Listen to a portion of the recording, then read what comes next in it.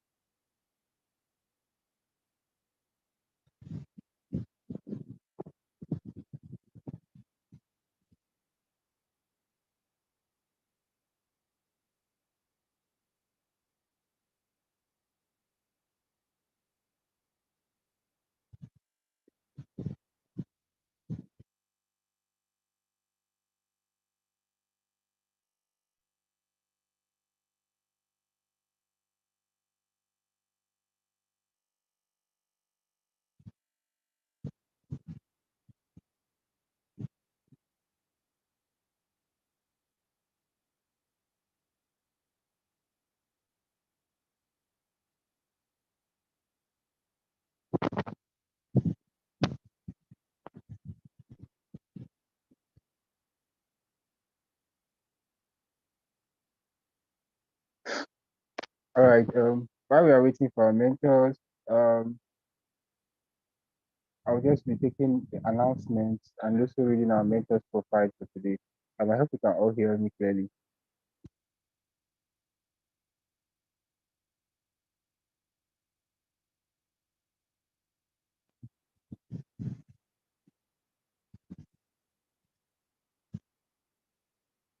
All right. Thank you very much. I said that.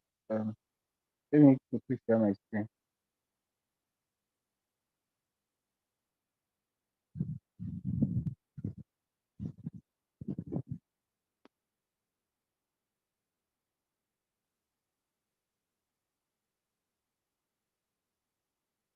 Okay. I'll be telling us about the program. JIIPCC Mentorship and Internship Program is a quarterly program for students and young professionals in across Africa. Mentees are afforded the opportunity to access valuable advice, training, um, network, mentorship, internship, discussion forums, industry updates, and resource materials from mentors. Program seeks to encourage continuous training, development, and evolution in Nigeria, Africa, and around the world.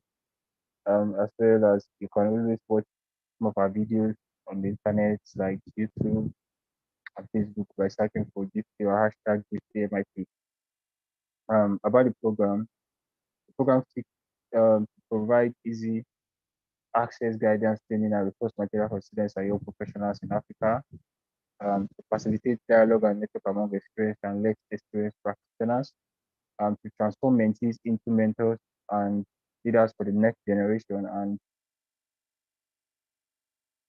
to facilitate further mentorship, internship, scholarship, and job placements for the mentees. So that's what Dixie Mentorship and Internship Program is all about. Um, we all encourage everyone to take advantage of the 30-minute one-on-one sessions.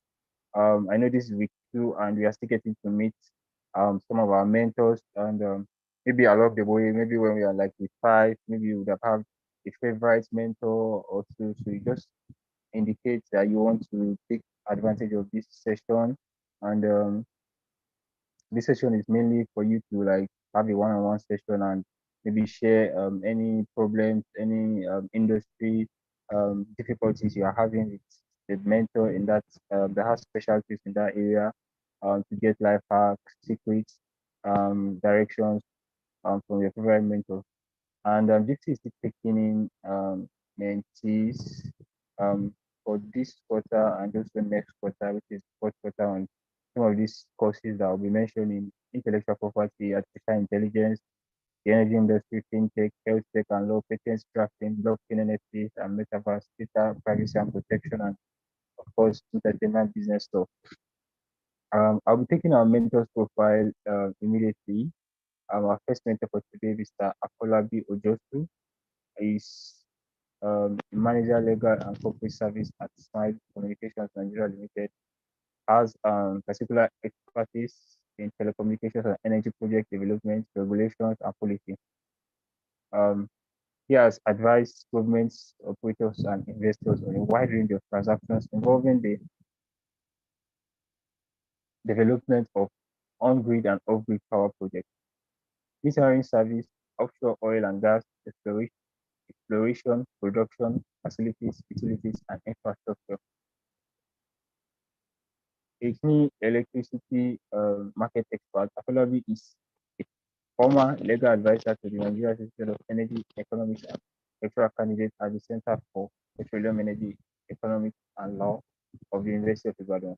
Prior to joining SMILE, Afolabi has held contract and corporate advisory role at Ikeja Electricity PLC, Power's partner, and Nigeria Electricity Regulatory Commission, and the Enugu State Ministry of Justice. He is an avid author and has been published in acclaimed academics, legal, and business publications. Fantastic profile. I hope we have him on the call soon. That's our first mentor for the day. I can see our second mentor on the call, Mr. Alexander Akolu. My regards to Mr. Alexander Akolu. Good morning, sir. I hope you had a wonderful night, and thank you very much for joining us once again. We are so excited to have you here today. So I'm taking Mr. Alexander Akolo's profile shortly. Alexander Akolo is a dedicated professional with demonstrated experience in regulatory compliance, government regulation, contracts, administration and settlements, negotiation, research, and reportage in the Nigerian electricity supply industry.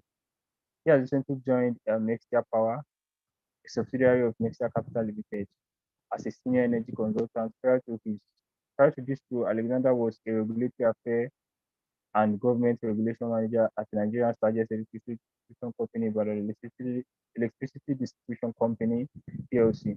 Alexander has deep knowledge on um, a plethora of regulations and directives in the NESI.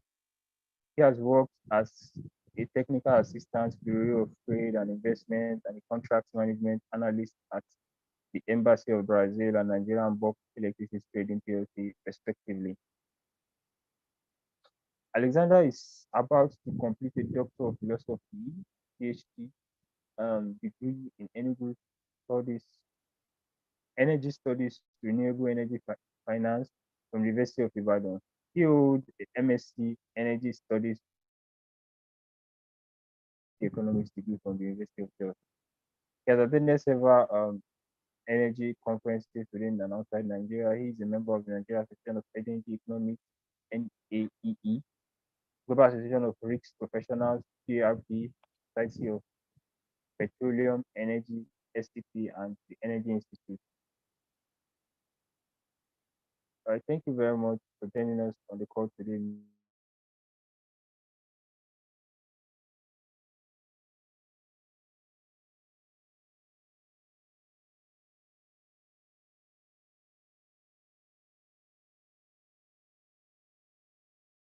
Hey, everyone, my network went off. I hope you can all hear me now. Hello,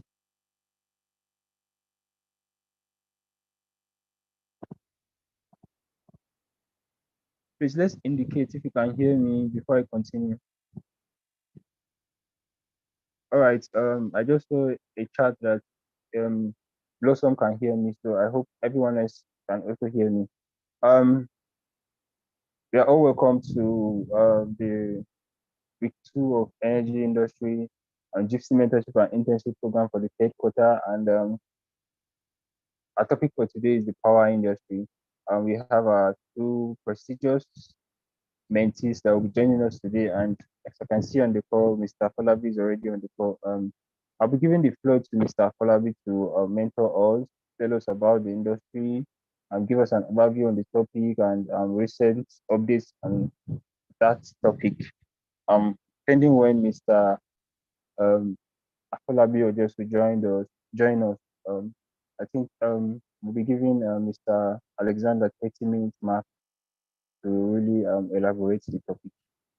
Thank you very much, sir.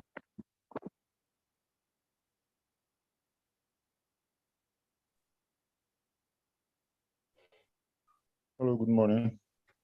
Can you hear me? Yes, sir. I can hear you, sir. Okay, good morning. Thank you for having me again. Um, I see that my last feedback on unbundling the energy sector was my last feedback on as in requesting that the energy sector be broken down into power and oil and gas was received. Um, Thank you for having me again. So you asked me to just talk about the power sector and recent developments. So as we all know, the power sector is very important. It's an important aspect of the economy. And without power, the economy cannot grow as fast as it should. So many countries in the global south, that is underdeveloped countries, are not at par with their global north counterparts, because one of the reasons is because of energy access and energy supply. So not much has really changed in Nigeria over the past couple of years, but recently there's been some latest updates. So before the last administration winded down, the former president, pardon, I beg your pardon, the former president, Muhammad Buhari, made an amendment to the constitution, the 1999 constitution. And that is to say, the legislative list was amended. And if you look at section 14 of that constitution, the legislative list, it now allows state governments. I'm sure most of us must have seen the news because it was all over. And it now allows state governments to make laws on generation, transmission, and distribution in areas covered by the national grid. Before, there was not there. So now that not was struck out. Before, what it meant was that state governments could only make laws for areas not covered by the national grid in terms of generation, transmission, and distribution. But that has changed now. So we are expecting that a lot of activities from the states are going to take place over the next couple of years. And we are also expecting that there will be increased competition. State governments will now make laws. They'll begin to do licensing. They will have their own electricity markets. They will have their own electricity regulatory commissions or authorities who will make laws in these areas within their state. So the normal distribution companies, as we have them, the 12 of them, are going to have competitions, right? And there will be increased efficiency and performance in the power sector. Another recent update or recent trend right now going on in the power sector is that the new president, the new administration also assented to the Electricity Act 2023. And this act repeals the ESPRA, that is Electric Power Sector Reform Act 2005. So what that means is that the former act is no more active. And now there's a new act which now has repealed the ESPRA 2005, which was the Bible of the power sector. So what this act is just like the guiding principle, the foundation, just like the Bible, the Quran. Just like the Bible is to Christians and the Quran is to Muslims, that is how the act is to the power sector. You have to defer to the act for everything. So some things have changed in the act, as in some things changed in the new act that were not in the former act, but there has been some new additions, while some things have remained constant. One of the things that have changed is that the REA, which was established, is now no more just REA, it's now a Rural Education and Renewable Energy Agency. So the scope was expanded a little bit to now include renewable energy, unlike before, where it was just Rural Electrification Agency. Also, over the past couple of years, there has been talks in the sector about unbundling the TCN, Transmission Company of Nigeria, and having an ISO, that is an independent system operations. And that has been taken care of by the Act. It was not like that before. And but this is a new development. So the system operations is going to be an independent body from the TCN and the TSP, Transmission Service Provider, and the market operations. So the TCN actually has the TSP, Transmission Service Provider, who are mostly in charge of infrastructure. They're in charge of ensuring that the grid is working in terms of technicalities, in terms of repairs and fixing and repairs, right?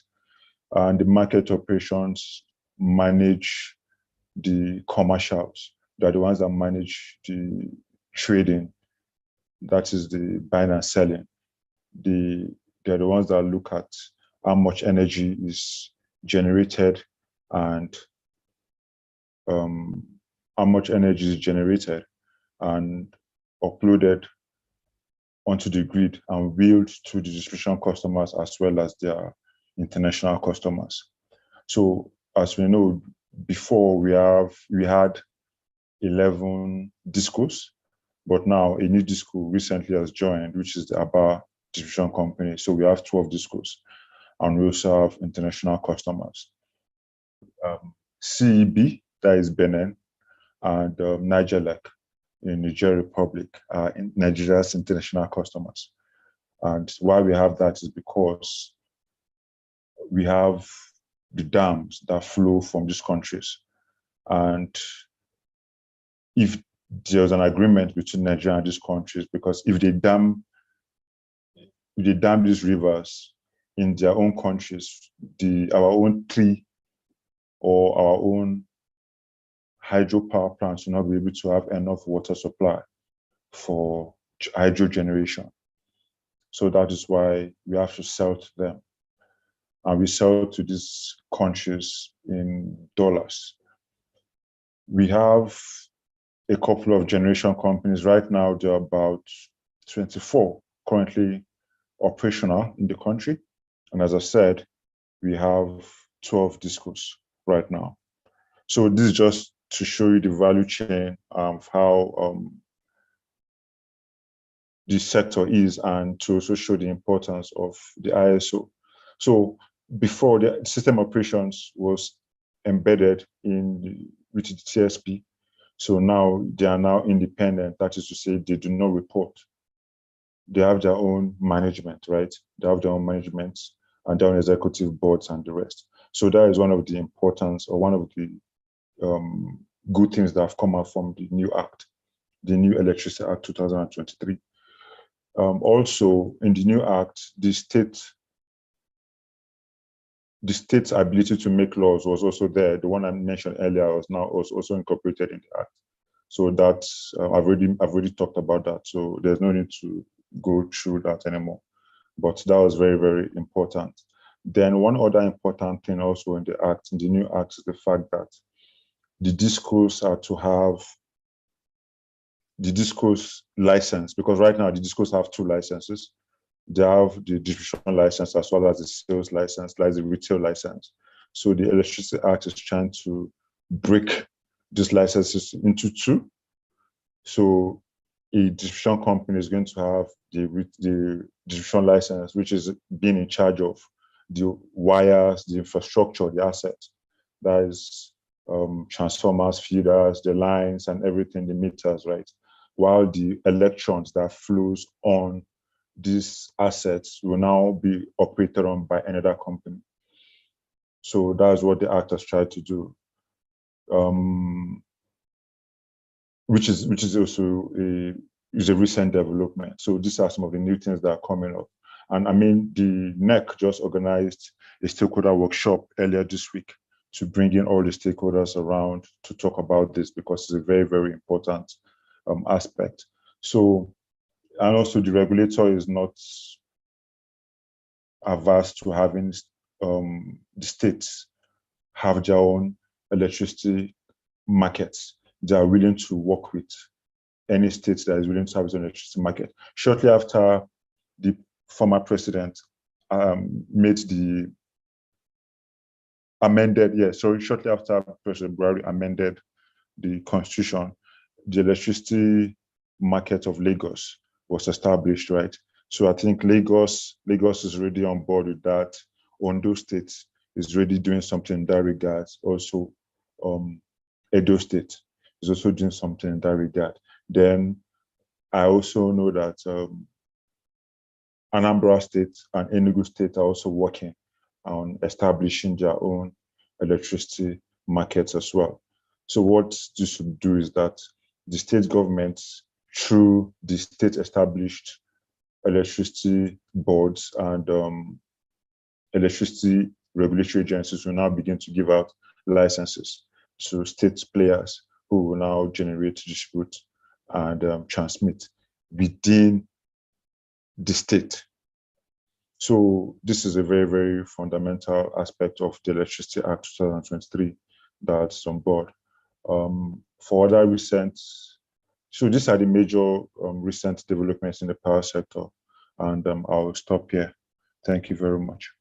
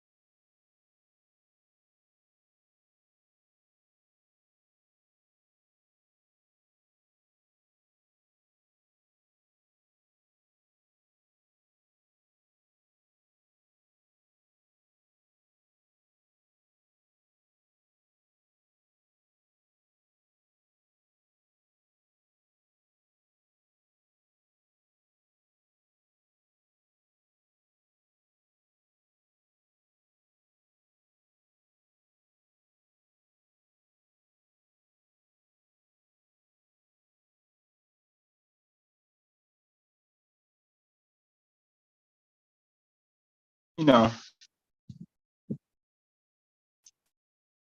please someone can unmute yourself and just let me know if you can hear me. Okay, thank you very much. I was saying that we are giving the floor to Mr. Afolabi because I saw him on the call earlier, but I think maybe his network is bad and he left the call. So we'll quickly be taking our mentees presentation, depending on when Mr. Afolabi joined the call. I trust that the presenter for today is available and ready to start presenting. So I'm giving the floor to the presenter. You can unmute yourself, share your screen, and also put on your video while presenting. Kindly note that you have 15 minutes to make your presentation. Yeah.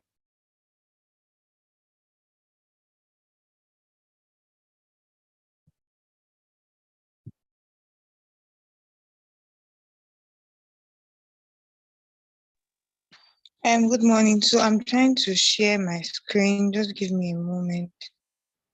All right.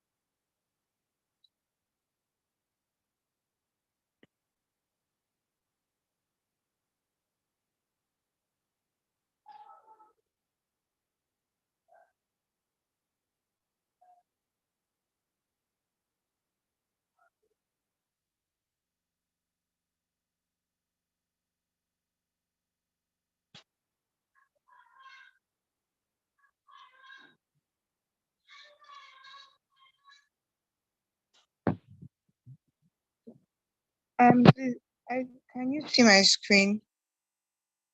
Oh my God, I don't think it's working.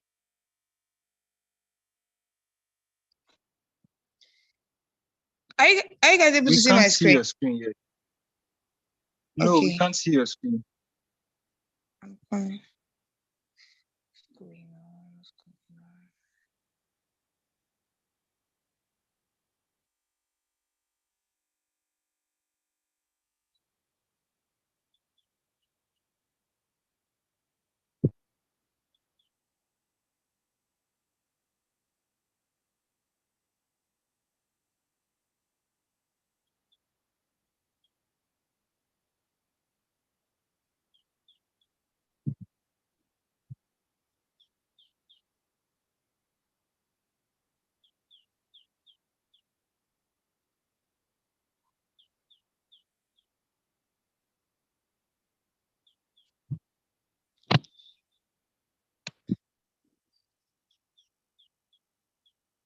I'm sorry, please just give me a moment.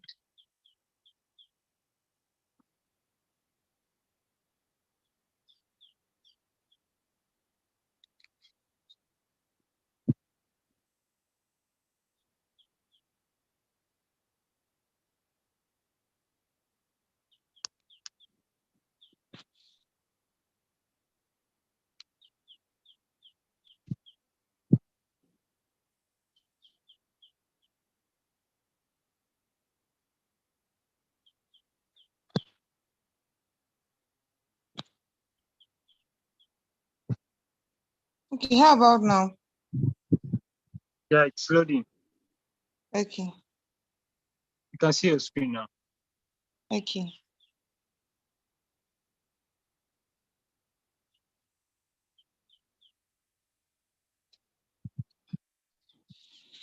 Okay, so can you see what's on the screen now? Yes, we can see your screen. Okay, so first of all, I'd like to apologize for the delay, and without wasting much of our time, I'll just go straight into the presentation for this morning. So we are looking at the power industry, which is basically, sorry, let me open my, my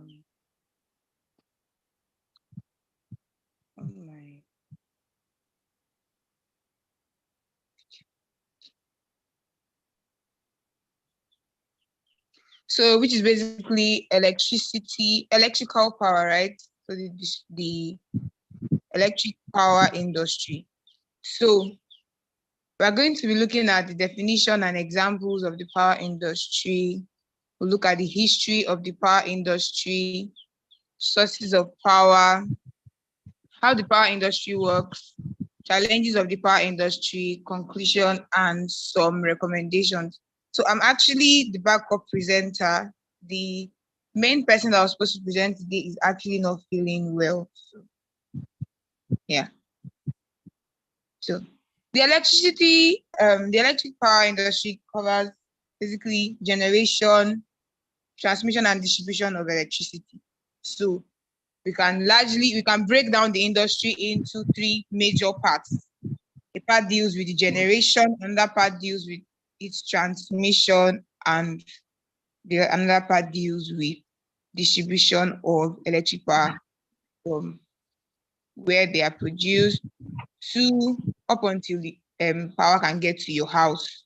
The major players in those sectors can be grouped into three. So we have the generation, transmission, and distribution and sale of energy. Yeah. So moving on. So we just go through a brief history of the power industry.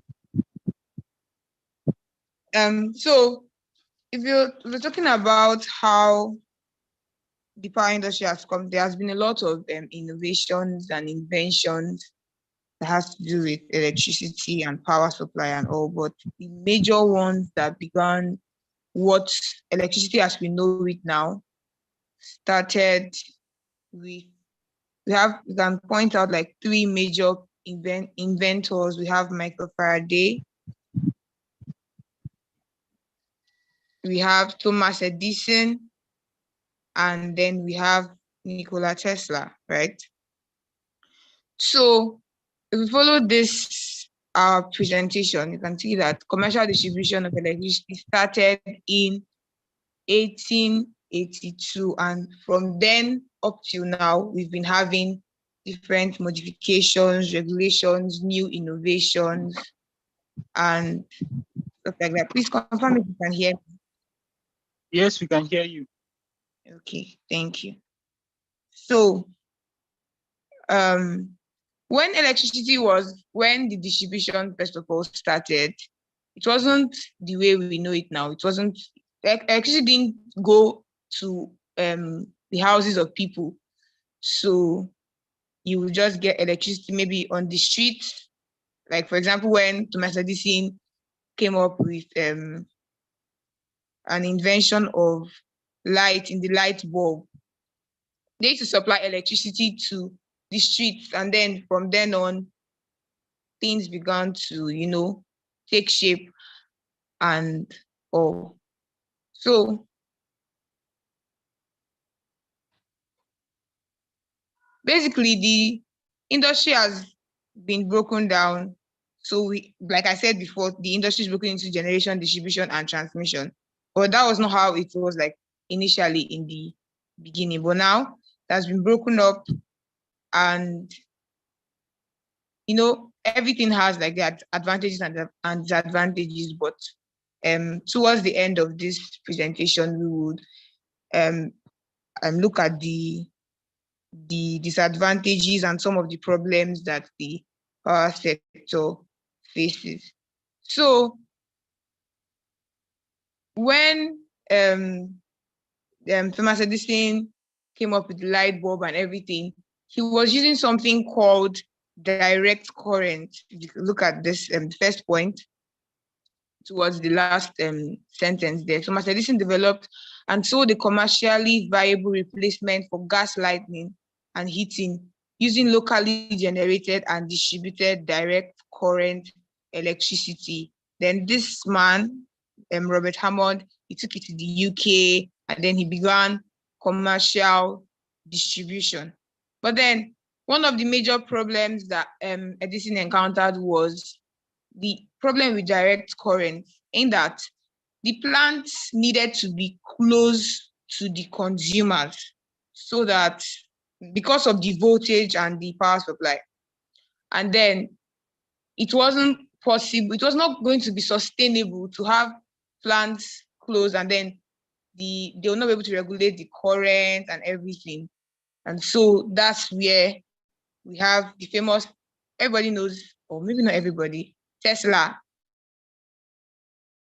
Tesla is Elon Musk's company, but the original, the owner of that name, Nikola Tesla, was the one who is the pioneer of alternating current, which we now use basically today. So he was able to now come up with inventions that would help us step up and step down electricity from its generation source, so that it will be more, we can distribute it more effectively and with less cost. Yeah. So from then on, at a point, there was like a war between the direct current and alternating current. If you read up on it, you'll see that that period was called war of currents. Yes, but then eventually the alternating current took the lead, and also with that, power plants had to be sited. Power plants could now be sited far away from where consumers stayed and could now be transmitted. So that's where transmission comes into to transmit the power that's been generated from the transmission plant over to the people who need it, that's the end users. So now we go to sources of power. So basically, we have renewable and non-renewable sources of energy, sources of power to produce electricity. Last week, we talked about the fossil fuel industry, where we looked at fossil fuels. We looked at coal, oil, and natural gas, yeah? So these are sources of energy because there's something we call thermal plants. So thermal plants, that falls under generation. So this is where the generation part of electric power comes in. So thermal plants sometimes they use fossil fuels. So they heat up water with fossil fuels like coal or natural gas to heat up water, which in turn produces steam that propels electromagnetic coils. So electromagnetic coils was invented by, I think, Michael Faraday. So that's what converts energy, the mechanical energy present in the fossil fuels and all, to electrical energy that can now be transmitted and distributed, basically. So we also we don't only use fossil fuels to generate heat for the steam. We have, for the thermal power plants, we can also use hydropower, that's from water, solar energy, wind energy. Those are renewable sources of energy, as opposed to the fossil fuels, which are non-renewable, and which, when they use fossil fuel, like we learned last week, when they use fossil fuel to heat up this water, it releases CO2 into the atmosphere, which is bad for the environment. So currently, they're looking at ways to divert or move from the excessive use of fossil fuels to renewable energy, so that we can protect our environment. So basically, generation of power is how we convert the energy present in these energy present in fossil fuels or hydropower, solar power, to electrical energy, so that we can use them.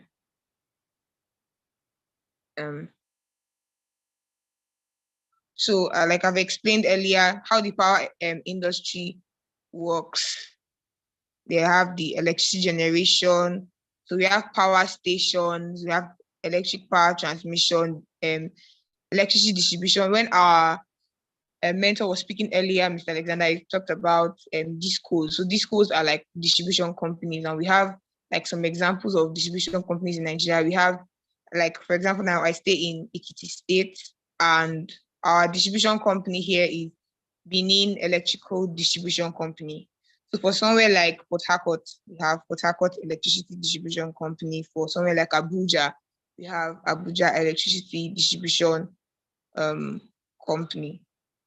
And just like our mentor mentioned earlier too, we have a new one that should be Aba, if I was listening correctly, distribution company. So everything is broken down so that we can, so that there's like a kind of, how to explain it, for ease of so that the industry flows properly and everybody plays their part very well. Yeah. So in many countries, electric power companies own the whole infrastructure including like the generate from, in some countries, the generation, the transmission, and the distribution is just owned by a certain like company. But in Nigeria, basically, and in recent times, we've seen that things have now been deregulated. So a certain group handles the generation of power, a certain group handles transmission, another group handles distribution. So we have examples like, let's say, Egbin Power. So they are a company that deals with generation of electricity to their generation. So like the example I gave before, we have, for example, Benin Electrical Distribution Company. They deal with distribution of electricity. So basically that's what it means. And yeah, the nature and state of the market reform of the electricity market often determines whether electric companies are able to be involved in just some of these processes without having to own the entire infrastructure, or citizens choose which components of infrastructure to patronize. And in countries where electricity provision is deregulated, end users of electricity may opt for more cost-effective, like that should be cost-effective green electricity. So you find out that in Nigeria, in a place like Nigeria now, there are people who in their houses they use solar, or they use they have alternating sources of electricity apart from NEPA, quote and unquote, to give them light. So I heard of a friend, there's a friend of mine that says they don't even use NEPA lights. It's either the generator is on or they are using solar panels.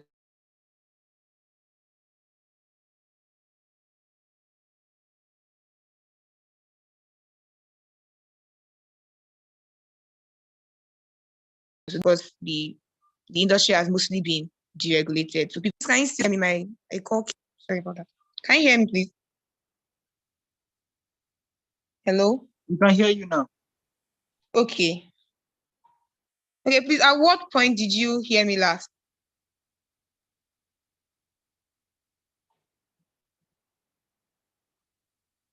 Please, can someone just like unmute the mic and just say something? Like the last point you heard me, so I know where to recap on.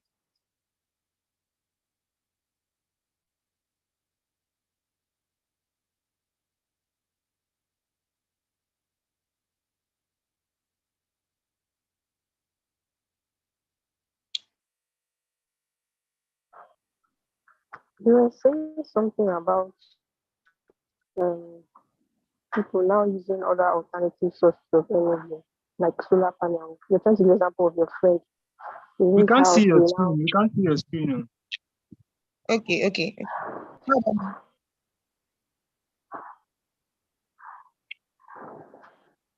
Did you get it? Yes, I got what you said. Thank you so much. Can you see my screen? Yes. Yeah. So Yes. I've spoken about the generation companies. So they use hydropower. The hydropower is affected by the weather. I mean, the seasons. So during like dry season, they cannot generate as much power as they do during rainy season. Yeah, that's what people who use hydro power. That's from water you get. And then thermal energy, basically natural gas, coal or oil. That. So moving on, because mostly I've been talking about the transmission, the generation, and the distribution.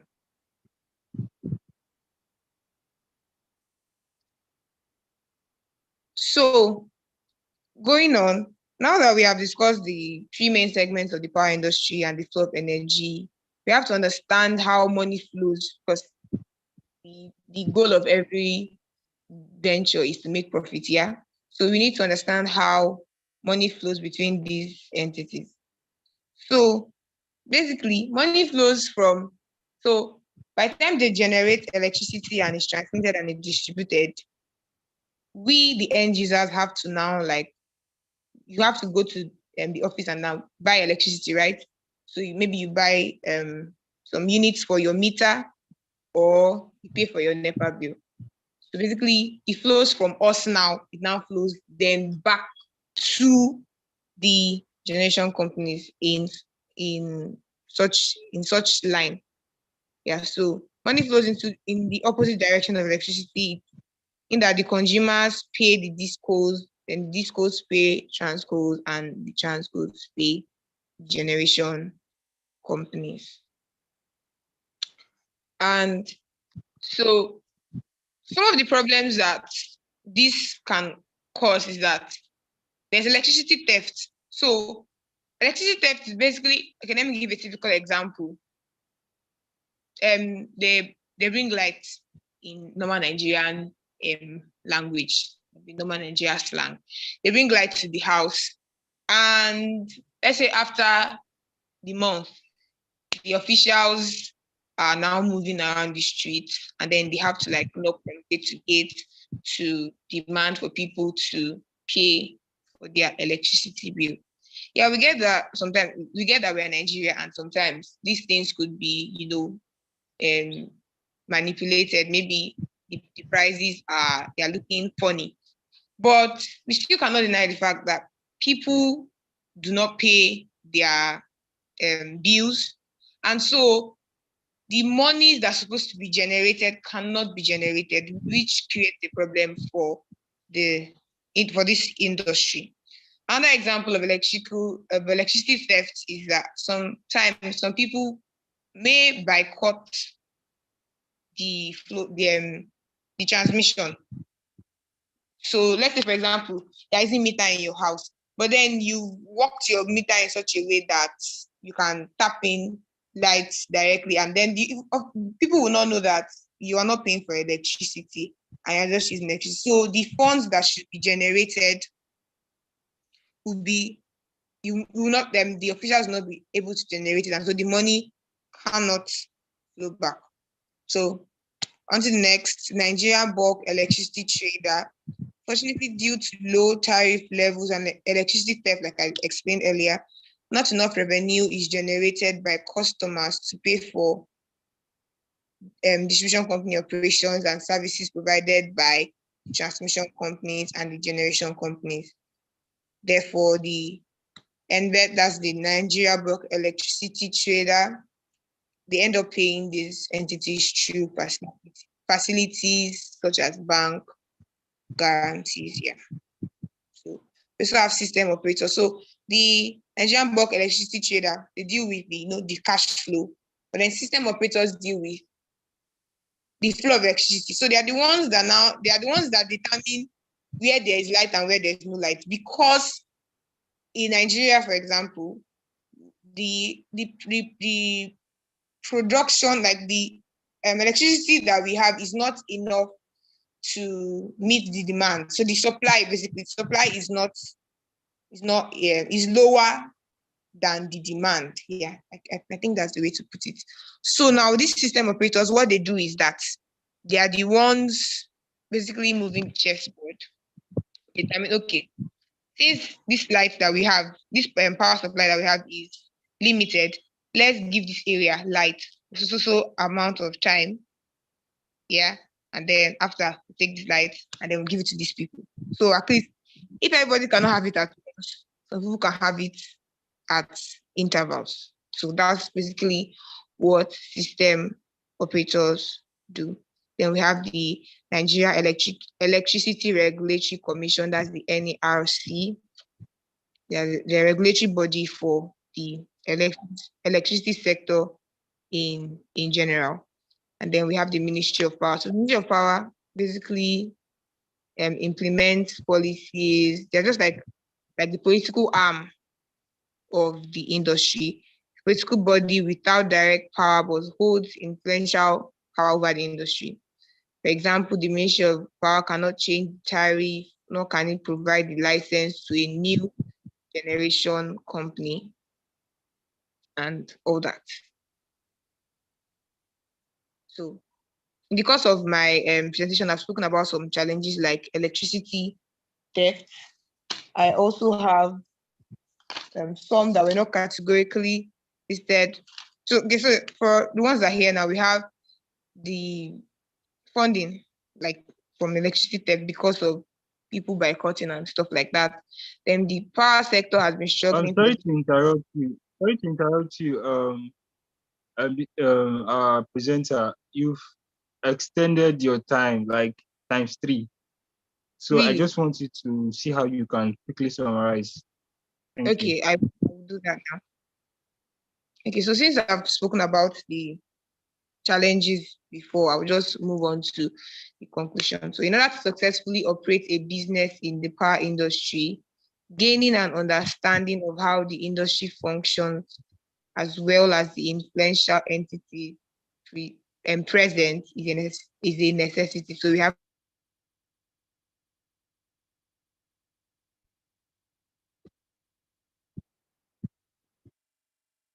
to understand how the industry works so that you can, and some recommendations, the government should ensure level playing fields, efficiency among the Nigerian Electricity Regulatory Commission, there should be proper education for efficient use of energy. All the former billing methods should be scrapped, and new methods should be adopted, and Nigerian engineers should be adequately represented in the planning and implementation of all aspects of the power sector reform program. So that'll be the end of my presentation, of our presentation, sorry. Thank you. And I'm sorry for taking time. I'm unable to see the interface of the call because I'm just looking at my screen. So I'm sorry about that. Thank you so much. All right, thank you very much for that comprehensive presentation on behalf of your group.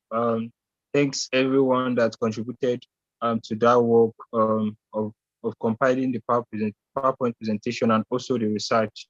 Thank you very much. Kudos to the team leader. I can see Mr. Afolabi Ojosi is on the call now. I'll be giving the floor to him.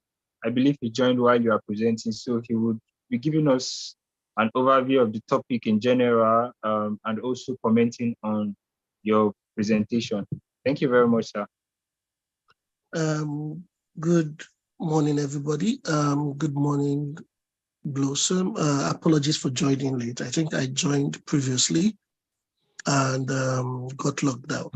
So Blossom, if you can bring your slide back up. Okay, sir.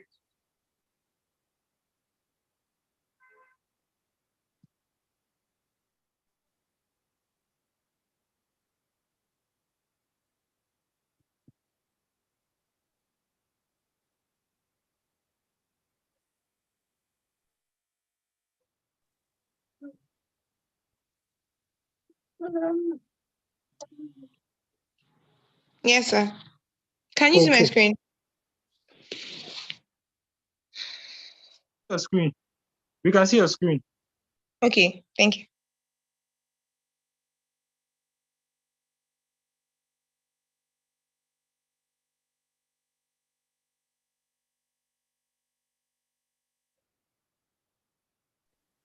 Let me talk about the power industry as we know it today. I'm sure my colleague, a very good friend, Alex Apollo, has done justice to it. But then I'll just run through a few things on the legal and regulatory side of it. The Nigerian power sector, as we all know, is divided into three: transmission, generation, and distribution. Now, in Nigeria as a whole, a lot of people really don't talk about the other entities that don't function in these three parts of the sector, which is embeds. Sorry, 1 minute. Which is embeds, one. The Nigerian standards. Sorry, just 1 minute.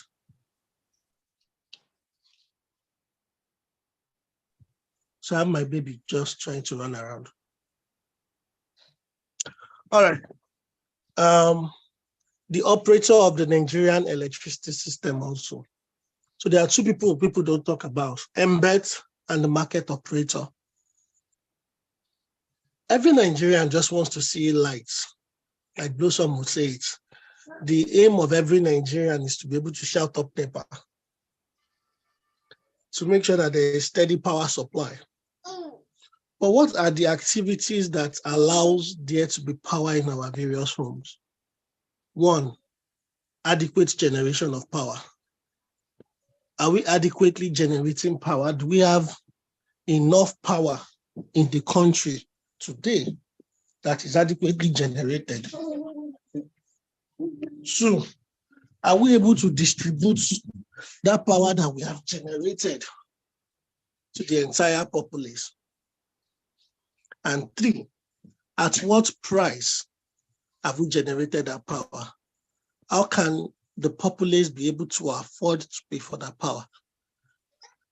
Regardless of the law, regardless of the framework that we choose, these three things are the paramount items in the Nigerian power industry.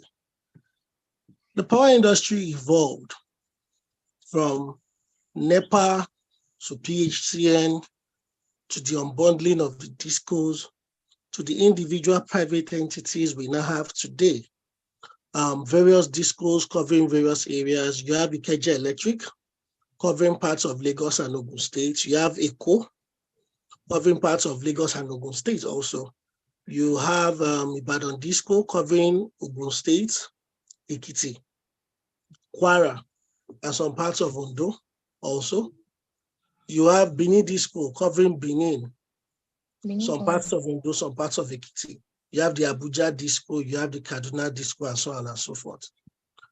But the viability of these discos in their ability to do business today, in today's environment, is what drives the entire sector. And they call these collections. Are discos able to collect money for the power that they've sold to their consumers? And are consumers reasonably able to afford that power supply? The entire industry revolves around these two things. The ability of the discos to collect, because the discos are end users. Where a disco is unable to collect money for the power it has supplied, then it means that everybody down the value chain will not be able to get money for the services they've rendered. For instance, the GENCO sells to the transmission company, right?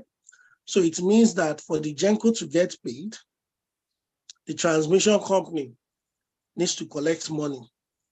The transmission company supplies power to the disco. It means that for the transmission company to get paid, the transmission company needs to collect money. Now, the disco is responsible for collecting this money on behalf of the entire market. So the money that gets paid to the transmission company, the generation company, and also the money for distribution is made by the disco. Now, where the disco is unable to collect this money back from consumers, we say a deficit has accrued. All right? A deficit has accrued. It means that if a GENCO has supplied, let's say, power worth 1 billion naira, all right, the transmission company has transferred the 1 billion naira power into the market. If the disco is unable to collect exactly 1 billion naira, it means that somewhere along that value chain, somebody is going to lose money. And that is what has been occurring since the unbundling of the Nigerian electricity system. Power is sold at 1 billion naira. The disco will collect 700 million naira. And then there's a shortfall of 300 million naira. So 700 million goes back into the market. And then the question arises, how do we share this 700 million? How much of that 700 million goes to the transmission company? How much of that 700 million goes to the distribution company? How much of that 700 million goes to the generation company itself? Sorry, are you following? Yes, sir. All right. So is everybody else following? You can unmute your mic. I just want to get confirmation. Yes, sir. Okay, Yes, sir. Shamaka, Yes, I am. Eden, Ebube and Eden, I can't hear you guys. Are you on this call? Yes, I'm Yes, following. I'm following. We can hear you, sir. Now, because of this shortfall, month on month, so imagine this, all right? You sell Gary of 100 naira, but you're only able to get money for 70 naira every month. But you still have to go back to the market to buy Gary 100 naira every month. It means that every month you are making a 30 naira loss, yes? Yes. If you are making a 30 naira loss every month, by the time you sell Gary for 10 months, it means you have accrued how much loss? 300. 30% less. It means that you are going to have 300 naira loss in selling Gary Yes. on a yearly basis, all right? Now, if you continue to sell your gari at a loss, it means that you are going to pack in. Eventually, you will not be able to sustain that business because you are selling at a loss. That business is not sustainable. And that is the story of the Nigerian power sector and the Nigerian electricity supply as we have it today. The current model is not sustainable. And that is why the lawmakers, in their wisdom, have come up with the Nigerian Electricity Act 2023, which a lot of people has aimed that is going to revolutionize the industry. And how is this act able to revolutionize the industry? All right. First, it aims to give the states the ability to regulate the power sector within the boundaries of their states, meaning that states like Lagos, states like Ogun, Ekiti, Ondo, can have the ability to now control what goes on in their various states. So, for instance, Lagos State is one of those states in which that has passed its electric power sector reform law. It means Lagos State can tell Ikeja Electric that, oh, these are the safety standards that are obtainable in Lagos State. In Lagos State, you must not have overhead wires. It's a danger to trucks. You must not have consumers paying for transformers when you are the one that is going to take the benefit of that money. And that law has provided guidelines in which a state can use to take over the regulation of electricity within its domains. And it says upon notification to NEC will begin to work with that state to devolve the powers that it has over the control of the DISCO in that state to the state governments. And that DISCO will be required to register an entity that will cover the electricity operations in that state. Now, a lot of people seem to think that this means that the DISCO will go moribund. No. It means that the DISCO would register an entity that would be one of its subsidiaries to cater for its operations in that state. It is that entity that will be subject to the laws of that state, not the DISCO itself. It's going to be the new entity that is assuming operations. So let's say, for instance, Ikeja Electric or Eko DISCO, and Lagos State does that notification under its laws. It means that both of them will need to register an entity that will cover electricity supply in Lagos State. All right? So the laws would apply on a state-by-state basis. The second part about that law that is quite interesting is that it allows for private transmission of power supply. So unlike what we have that is only the transmission company of Nigeria, TCN, that can transmit power, it means an individual can set up a power transmission company. And this is what Femi Otedola has done last week in partnership with the Lagos State government, looking to transmit power from Geregu power plants directly to Lagos State. So the act itself unbundles the entire power supply chain. Yes, it might be new, it might be novel, but it has a lot of benefits if it is properly implemented. Okay, so did everybody get that? Yes, I did. All right, so Blossom, I'll run through your slide. Can you just scroll down? And I'll give my comments. So I believe that first you captured the commercial distribution of the power sector well. The history, yes, quite far back was taken all the way back to Michael Faraday, and looking at electricity generation itself, you were able to capture that concurrently. I actually like the fact that you used the word demand side management, DSM. It's not something I've seen a lot of scholars look at in trying to look at the consumer sides of power. I like the fact that you were able to articulate the various sources of electricity power generation, especially looking at uranium. So that's what a lot of people look at. I myself have research in nuclear power generation in Nigeria. And I believe uranium is one of the things we've not yet tapped into as a country. Nigeria and Niger have various deposits of uranium, which I believe can power us into the future. But the safety aspect of nuclear power supply is something in which I'm not sure we've achieved the minimum levels as a country. Please move ahead. So you've put how the power industry works. Yes, go ahead. Go ahead. All right. So I also like the fact that you've talked about the demand gap. All right.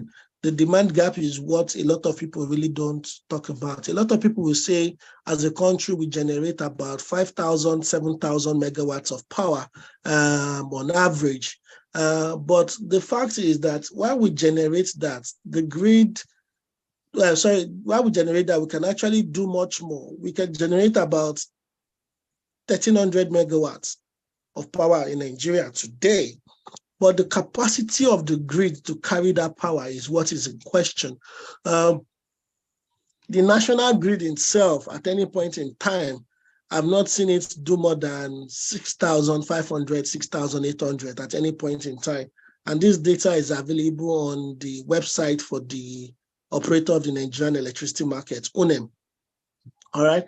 On a day-to-day basis, you can see how much power is on the grid. You can see the historicals, how much power have they been able to supply on the grid. But you cannot fully utilize the grid because of the various limitations, bottlenecks that we have on the Nigerian transmission grid as it is today.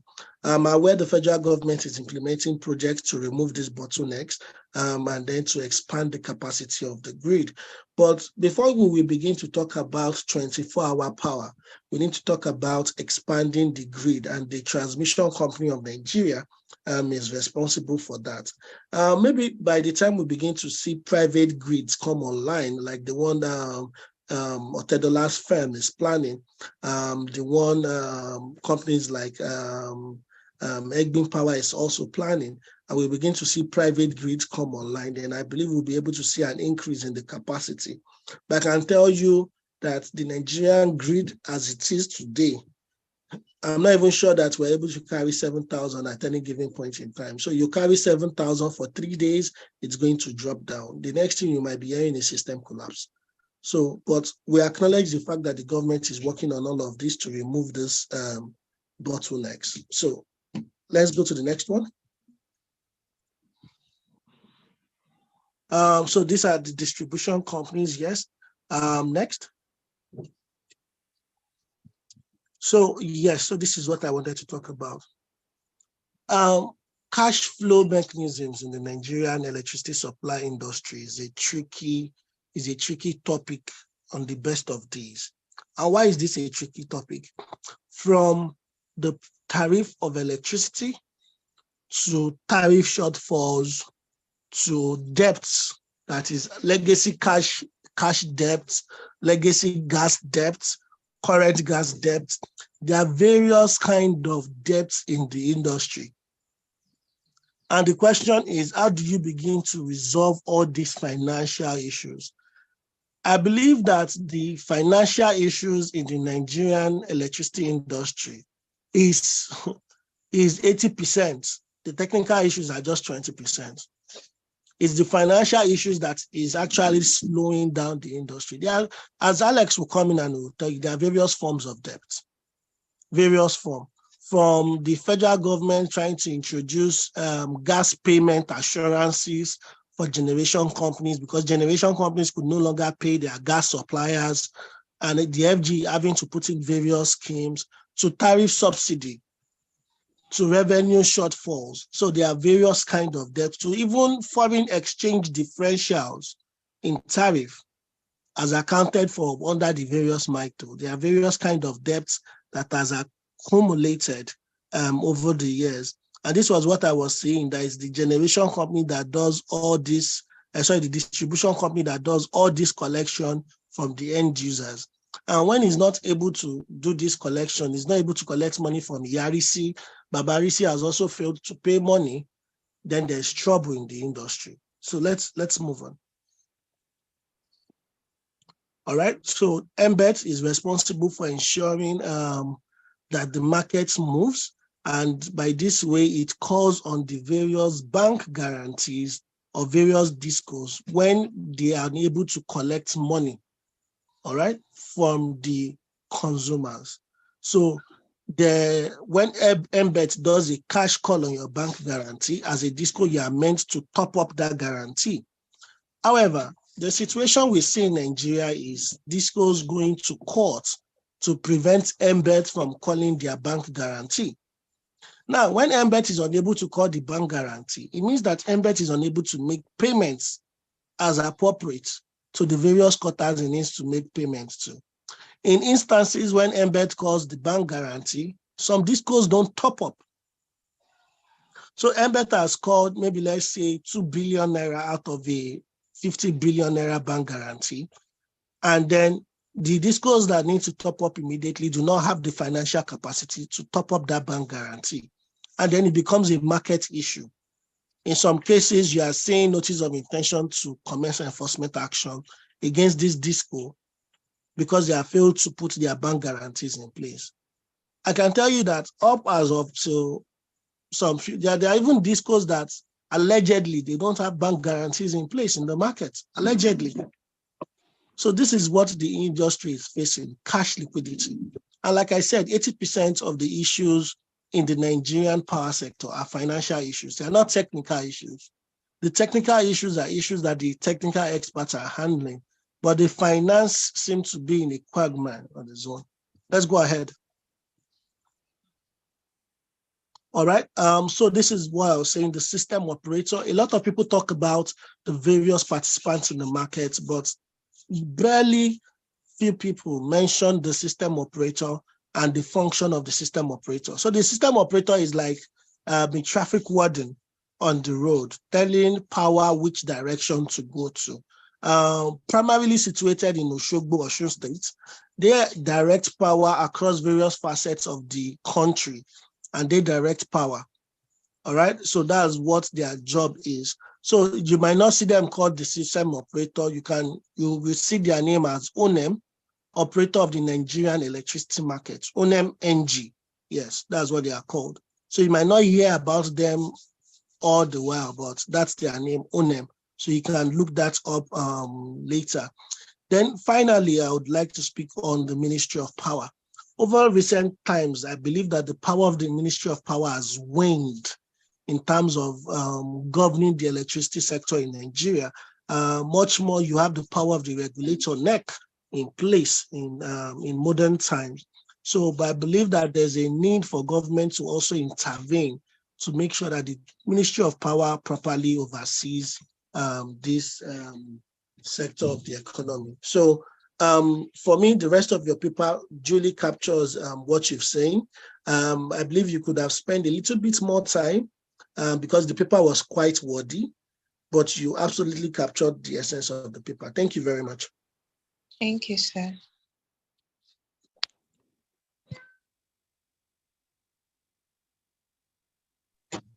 Back to you.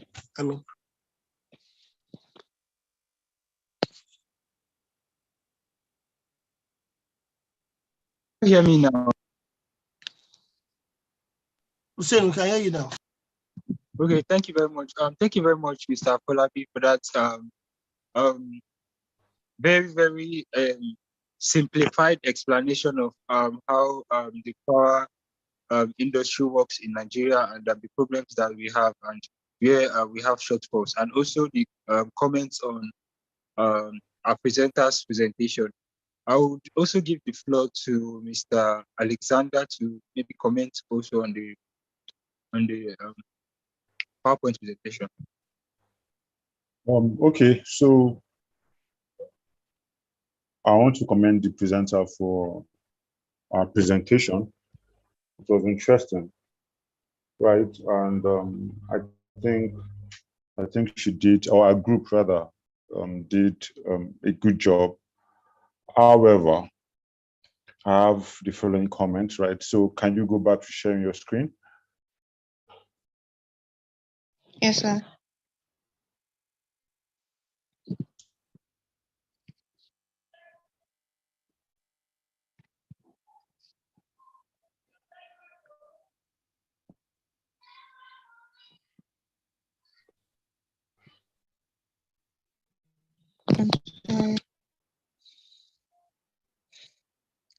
I'm sorry for the delay. No, it's fine. Yes, so I'll just start from the beginning, just like my friend Afolabi has mentioned, right? The first thing I saw that the slides were lengthy and you were basically just reading the slide. So, I mean, this is not acceptable.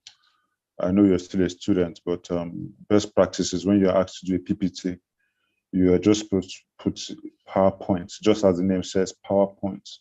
So it's just the points and you talk more instead of reading. Then yes, then can you just go down? Yes, go to the first part. I'm talking about the history. So while this was good, talking about Faraday and the invention of electricity, and Faraday and Nikola Tesla and DC current, alternating current, which is good. I would have preferred if we talked about the history of the power sector in Nigeria, how electricity was first developed, was first generated through hydro in Plateau State, all those kind of things. That would have been more interesting. And down to NEPA, down to PHCN, and the unbundling in 2013. So no, just wait. It's okay. Yeah. So that would have been, or that would have been more impactful, right? So while this was good, you shouldn't have just taken two slides. You have just taken maybe one slide, then the second part to break it down and talk about the Nigerian situation, the years, how it came in. Remember, there is NESCO in Plateau State, which is a vertically integrated power system. They have jar generation, transmission, and distribution, which is still existing, right? So that is how power generated. I think the first place where power generated was actually even in Lagos. So that would have been more interesting. You domesticate it to Nigeria. Sources of power was good. Your presentation here was good. You broke it down into renewable and non-renewable. Yeah, very interesting. Then can you go to the next slide?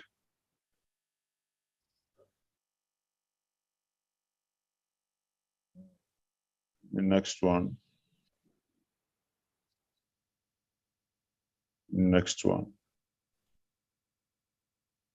Okay.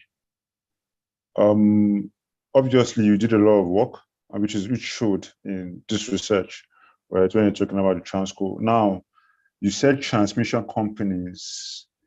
Currently, there's only one transmission company. So it's just with transco, not transmission companies. It's just one transmission company that we have. What your slide implies is that we have multiple. So there's only one. And okay, can you go down? Yes, it's okay. If you look at the second paragraph, you said money flows in the opposite direction of electricity. In that consumers pay the discos, which in turn pays transmission and the generation. So this statement is false. The way the value chain is generation, transmission, and distribution.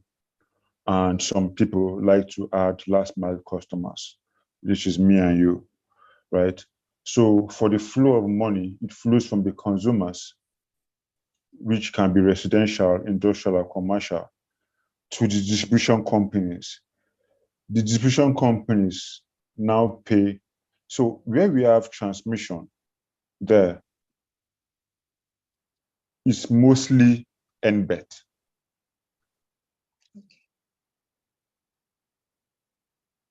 So this the fact that it's not there actually understand, right? Because most people do not know about NBT. Why did you stop sharing your slide? My screen, I'm coming. Let me Okay, so most people do not really know about NBT. So NBT is an SPV created to provide guarantees, right, for the market. When I'm talking about guarantees, you mentioned bank guarantees, which is good. There's also what we call PRG or PCG, partial risk guarantee, partial credit guarantees, which have been provided for the market just to assure investors that the monies they've invested will be paid back to them over a period of time. And NBT entered into what we call power purchase agreements with generation companies and vesting contracts with the distribution companies. So here, the discos pay NBET for electricity consumed, and NBET in turn pay the generation companies, which in turn pay their gas suppliers. Though, yes, the discos pay transmission, but they pay transmission for wheeling of electricity, wheeling, but mostly it's more of NBET. So maybe going forward, you can just say NBET stroke TCN, and in TCN in bracket is market operator. Is the market operator. So the next slide, in an effort to balance interim cash flows, NBET was created. That was not why NBET was created. NBET was basically created, as I said, to provide guarantees. It's just that along the line, when my friend Afolabi already mentioned market shortfalls, the whole explanation about buying Gary for 100 naira, and not be able to sell the whole 100 naira worth of Gary, but selling only 70 with a shortfall of 30 over a period of time. So for 1 year, that is going to be a shortfall of 360 naira, right? Because we have 12 months. So along the line, NBET just began to see that, okay, the discos were not paying in full. The remittances for a very long time was barely 30%. While I was at NBT, I found that most of the discos were just paying just 30% of their invoices. So NBT had to come and take a loan, 1.3 trillion from the market, from the Central Bank of Nigeria. They first took 701 billion, and subsequently the first took 701 billion in 2017, and eventually took another 600 billion in 2019, right, as payment assurance facility. In 2013, they took 213 billion as NEMS fund just to stabilize the market. So it was not like NBT was created to balance interim cash flow. Yeah, just clarification. Then now I can see, unfortunately, talking about NBT, you said unfortunately due to low tariff levels and electricity theft, not enough revenue generated. Okay, yes, that is true. That is true, right? In the future, discos will pay GENCOs and transmissions directly. This is interesting because you're right, because the discos have been directed to procure electricity. 3 discos have been directed to procure electricity directly from their generation companies. It is interesting that I put this there because this is good work. It shows that you're up to date with what's going in the market. Now, talking about the ESO, yes, the ESO balances flow of electricity, right? You're right, they do what we call grid stability. And as Afolabi said, they are the ones that direct where electricity flows to. When you were talking about this, you did not capture it well. You said they direct it to areas, not areas. When it was like the way you mentioned it during your presentation was as if when Asokoro area of Abuja does not have light, it is because the ESO says Asokoro should not have light. No, not really. So because of the system operator manages the grid, they have a control room, just like Afolabi said in Oshobu National Control Center. They balance generation as well as load. So there's this inverse relationship between load and Afolabi, can you help me out? Load and I've forgotten what they call it, right? So when there's too much load, it will chip off the system. and there what we call system collapse. So what they do is to balance the grid to say, okay, Abuja shut down, Abuja take 200 Egbin power, dispatch only out of your 450 megawatts, dispatch only 200 and the likes. So your statement about the Ministry of Power is a political body without direct power. That is not true. The minister is a coordinating personality for the power sector. I can tell you that during COVID, tariff was about to be increased. The Minister of Power single-handedly somersaulted that policy, somersaulted that move. So he has direct power. If the Minister of Power should say tariffs should not be increased, tariffs are not going to be increased. So it's not like the ministry is just there and they have no power. No, they actually have some power, right? They actually have some power. Interestingly, you mentioned some of the challenges of the power sector. Funding is a challenge, but mostly you talked about electricity theft. So electricity theft, before we talk about electricity theft, I don't know if you've heard about what we call ATC&C losses, aggregate technical collection and commercial losses. So technical losses are, as the name says, technical, right? There are losses that occur from the lines, from the technical infrastructure or the assets, be from the meters or from the transmission lines, because you lose electricity as you transmit electricity over long distances. Also, the materials of the lines also can trigger or contribute to technical losses. So the first one I said was commercial losses, right? So commercial losses is the difference between what is received and what is billed to the customer. So that is where we now have electricity theft. Electricity theft, meter bypasses are commercial losses. Then collection losses, that is where people refuse to pay for electricity, which you captured somehow. But when people do not pay for electricity, it affects the entire value chain, from the distribution to NBT to the generation companies as well as the gas suppliers. And that was why NBT had to borrow some money to fund, to augment, right? So there are a lot of people that contribute to ATC&C, especially collection. Many government offices are not paying for the electricity that they've consumed, and this is really bad. Many barracks are not paying, police stations are not paying, so they have to be able to collect these monies. Some of you too are not paying. So when you're not paying, it affects the market. Some of you, once PHED or Ikeja comes to disconnect your light, I can see it looks as if the presenter is currently in Ekiti and it's Benin Disco. Maybe in Benin Disco comes to disconnect her light now. She can call one electrician, Shakiru, to come and reconnect her in the night. You understand? You don't do that. Okay. Interesting. So these are some of the challenges, right? Overall, it was a good presentation. But I understand because you. So I just hope myself and my friend Afolabi and my other mentor, I'll be able to provide some clarity and be able to correct some of the misconceptions you might have. So I'll stop here, and while we wait for the questions, thank you very much. Thank you. Thank you very much, Mr. Afolabi, for that corrections on the slides. I believe all our mentees will take note of that and make corrections on their research.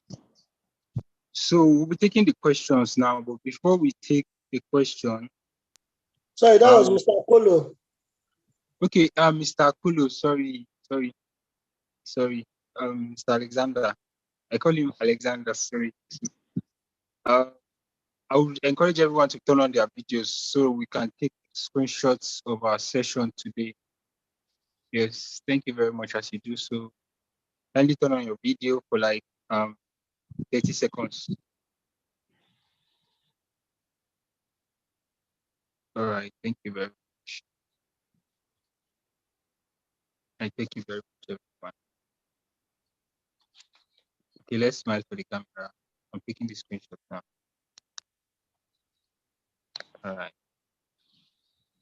Okay, yeah. I've taken the screenshots. I'll be taking the question and I'll also be posting it on the chat box. I think we only have one question before the call, and I encourage everyone to raise your hand. I'll call on you to ask your question. I believe after we've listened to the presentation from our both mentors, we definitely have one or two questions. Or okay, I can see someone's hand already, so you can ask your question, Chuwendu. Okay, my question is, I would like to understand the difference between on-grid and off-grid. So that's it.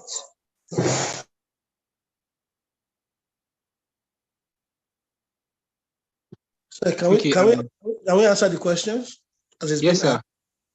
asked? For this Yes, sir. question, I would like to defer to Alexander Akono. He's an off-grid specialist. So, Alexander. Okay. On grid, just as the name is defined, is on the grid. And when we talk about the grid, we're talking about, just as we've said, right?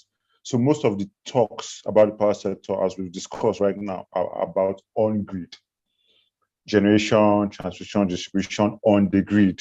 That is massive, right? Across the country, transmission company of Nigeria,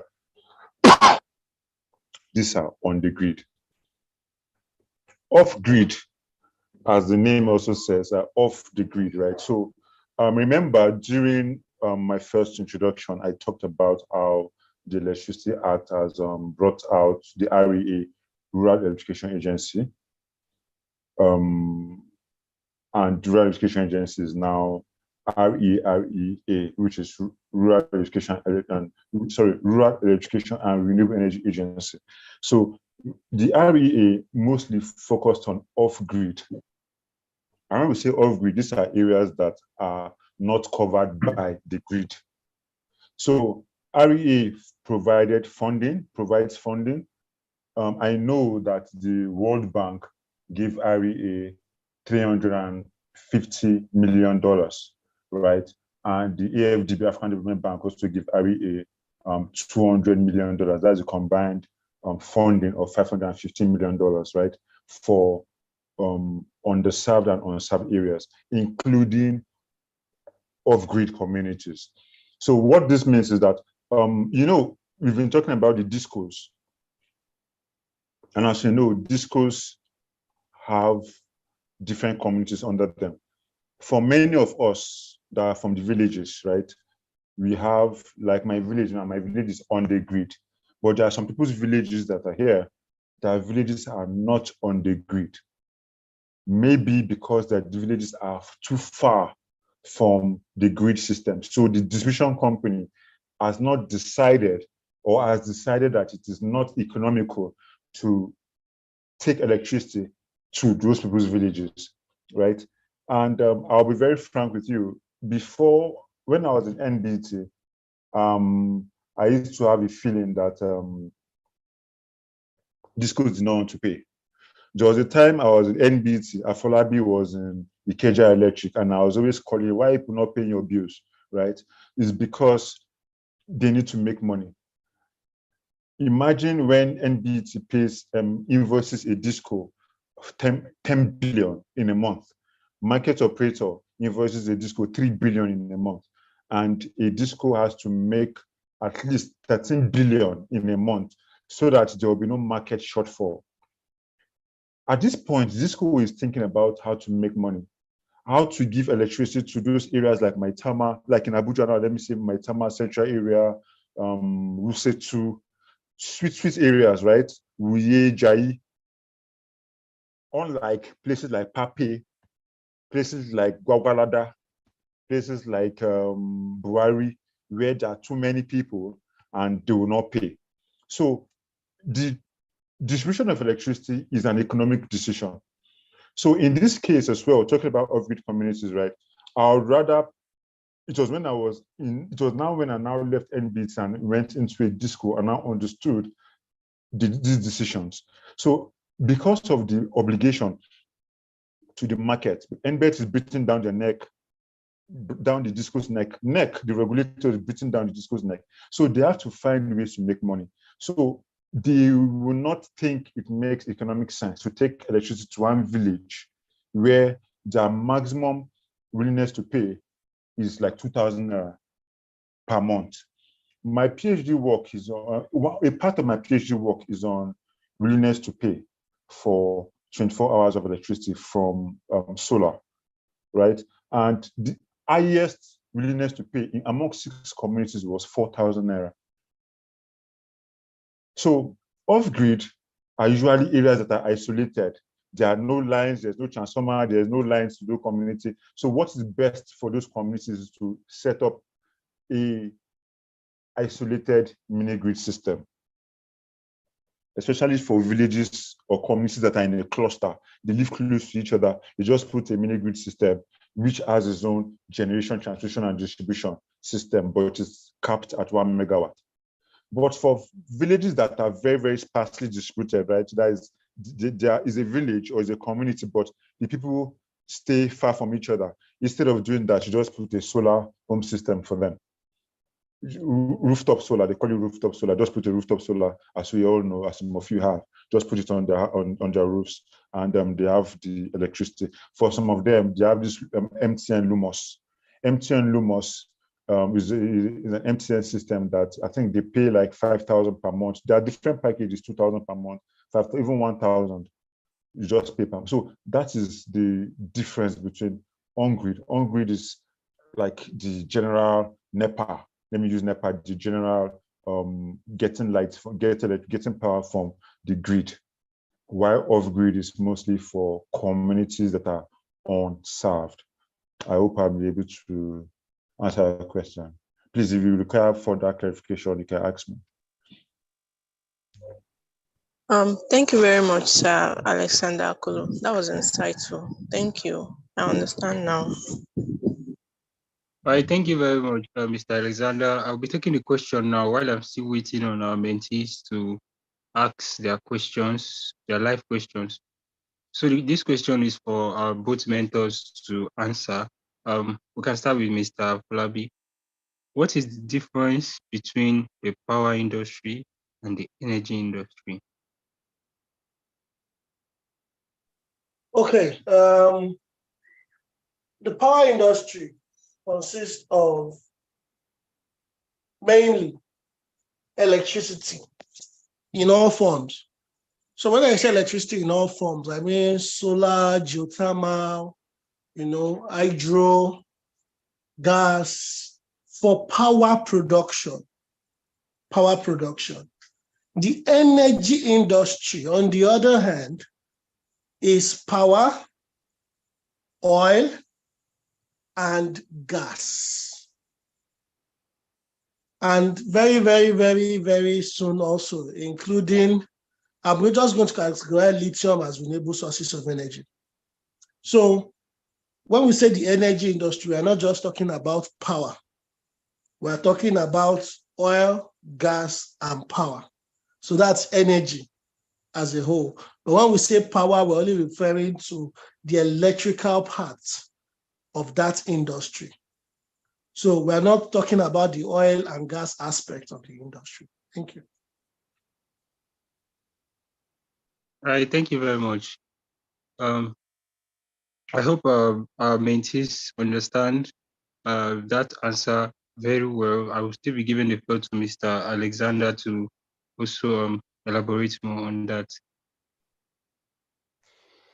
I think Afolabi has done justice to that question. Right. That's the only question we have from our mentees. I don't see any more hands raised, and we don't have any other questions. So with this, we've come to the end of the session for today. Thank you very much, our both mentors, for making out time to join us today. We are very excited to have you, and we hope to have you on our other sessions on other weeks. if you have time. Thank you very much, everyone. Thank you very much to the team leader and the group members that all contributed to the PowerPoint presentation and the research. I hope we all have an amazing day ahead. Bye bye, everyone. Take care.